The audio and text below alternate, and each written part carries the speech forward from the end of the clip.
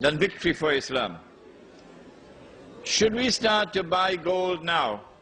Yes, yes, yes. If you have any savings, which you're not going to be using and investing immediately, do not keep it in paper and do not keep it in the bank. If you keep it in paper, then you can prepare to use it as wallpaper. If you keep it in the bank, they will know how much you have. But if you go and buy gold, like in South Africa they have the Kruger Rand. If you go and buy gold, which every Manhattan banker will do when he sees the system collapsing, then when the system collapses, you will not collapse with it. Could you please explain mudaraba and musharaka types of transaction? Where is it? The book. He's already taken it.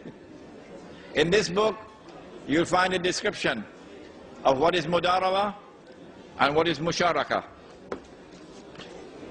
Can you please explain whether the Islamic Banking, which offer loans to purchase houses, is halal? What the Islamic Bank does is to lend you money on interest to buy your house, but it is disguising it as a sale. In fact, it is a loan on interest. It is riba. It is haram. It is not riba through the front door. It is riba through the back door, and it stinks. Are there any countries in the Islamic land that could possibly be self-sufficient, at least temporarily?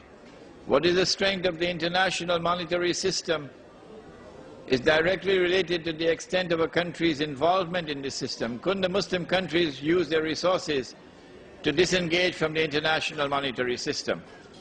For example, to sell your oil for gold. This is a beautiful idea, beautiful idea.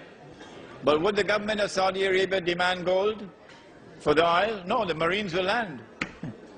And the Saudi government will be gone, it will be history. You're a client state. There's only one country in the Muslim world today, only one, which seems to have understood that this international monetary system is fraudulent.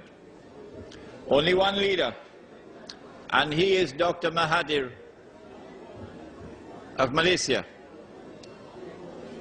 It is curious that two of us have been lecturing on this subject in Malaysia for the last few years. Umar Vadilio of the Morabitun and your brother Imran.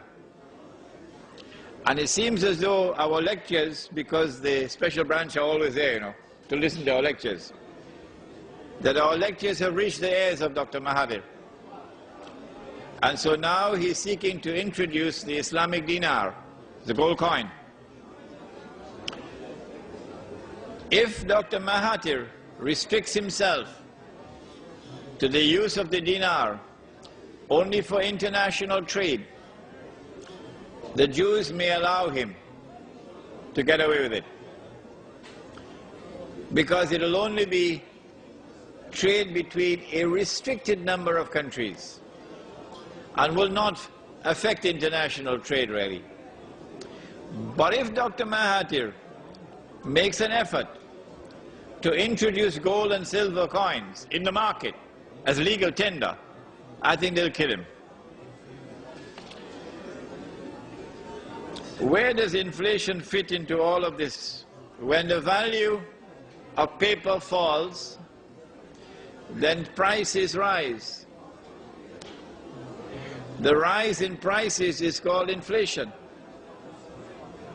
But the rise in prices does not occur for any other reason than the falling value of paper. When once we remove paper money and we replace it with sunnah money, which has intrinsic value,